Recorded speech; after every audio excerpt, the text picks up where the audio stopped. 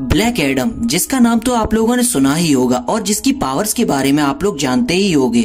यूं कहें एक ऐसा सुपर हीरो या एक ऐसा सुपर विलन जिसकी शक्तियां इतनी है जो डीसी के सारे हीरोज को धूल चटा दे, जिसकी शक्तियों का दर्जा इतना है कि जो भगवान को चुनौती दे सकता है, जिसके सामने वो शख्स भी नहीं टिक सकता जिसको डीसी यूनिवर्स में भगवान कहा गया, यानी सुपरमैन। इसकी शक्तियों के बावजूद भी वो एक ऐसे रास्ते पे निकल पड़ा जिसमें सिर्फ और सिर्फ उसको हेट ही मिली, जिसकी कहानियों के किस्से बहुत सारे हैं और जिनमें कई तरह की उसकी ओरिजिन को बताया गया है। पर इनमें हम उन दो कहानियों के बारे में बात करेंगे जो हमें ब्लैक एडम मूवी में देखने को मिलेंगी। तो बिन स्पॉयलर्स को इग्नोर मारते हुए चलिए शुरू करते हैं।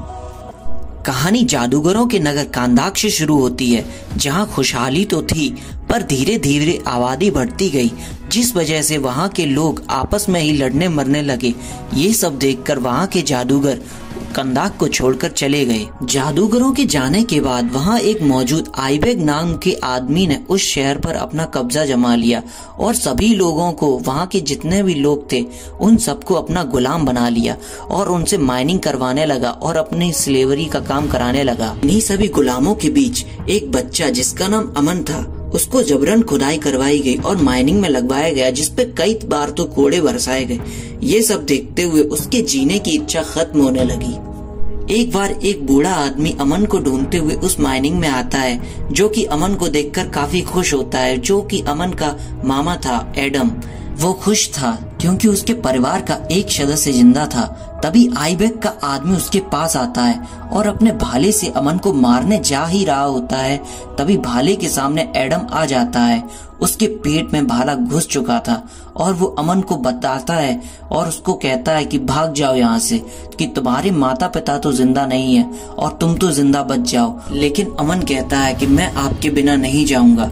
तभी अचानक से उन पर एक बिजली गिरती है। जब उन दोनों की आंख खुलती है तो उनके सामने 7 जादूगर बैठे नजर आते हैं, जो बताते हैं वो इस वक्त रॉक ऑफ एटर्निटी में हैं, जो इंसान को चुनकर उसको अपनी शक्तियां देंगे जिससे वो इंसानों को बचा सकें, जिसके लिए वो अमन को चुनते हैं। वहीं अमन अपने घायल पड़े मामा को बचाने के लिए उनसे विनती करता है, तो उनमें से एक जादूगर कहता है कि तुम मेरी पावर्स को ले लो और अपने मामा को बचा लो।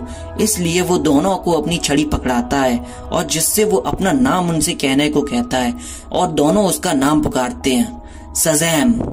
और उन पर एक बिजली गिरती है, जिसके बाद उन दोनों की आंखें कंदाक शहर में खुलती हैं, जहां एडम उन सभी से बदला लेने की आग में जल रहा होता है, जो अमन से कहता है कि वो भी उन सबको मारने में उनकी मदद करे जिन्होंने अमन की माँ बाप और एडम के बीवी बच्चों की हत्या की।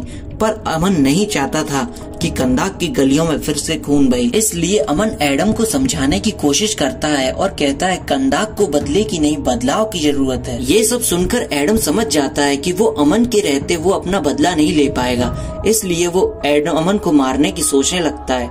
तभी अमन शज़ैम बोलने जा ही रहा होता है, एडम उसके सिर पर हाथ रखकर उसको कुचलकर मार देता है और जो लाइटनिंग अमन पर गिरने वाली थी, उस लाइटनिंग को एब्जॉर्ब करके बन जाता है ब्लैक एडम।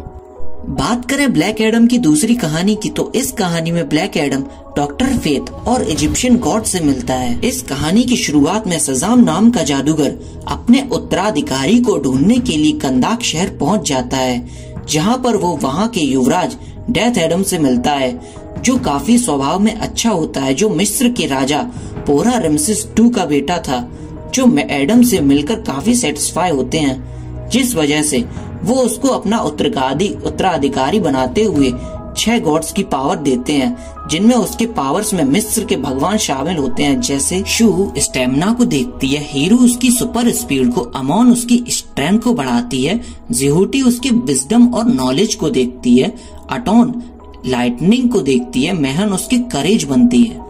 ये सब पावर मिलने के बाद डेथ एडम मिस्र का रक्षक बन जाता है और जिसके बाद वो इजिप्ट के सबसे पावरफुल जादूगर नोबू से मिलता है, जो हेल्म ऑफ फेट में रहते हैं, जो दोनों ही प्रोटेक्ट करेंगे इजिप्ट को बाहरी खतरों से, जिस वजह से हम नोबू को देखेंगे डॉक्टर फेट के रूप में। जहां कंदाक में समय गुजरता है और वहीं ब्लैक एडम भी करप्ट होने लगता है, जिस वजह से वो पोरा को मारकर खुद पोरा बन जाता है, जो सजाम को अच्छा नहीं लगता, जो एडम से उसकी पावर छीन लेता है और उसको रेमेसिस के डोम में उसको कैद कर लेता है। पावर जाने की वजह से वो मरने लगता है।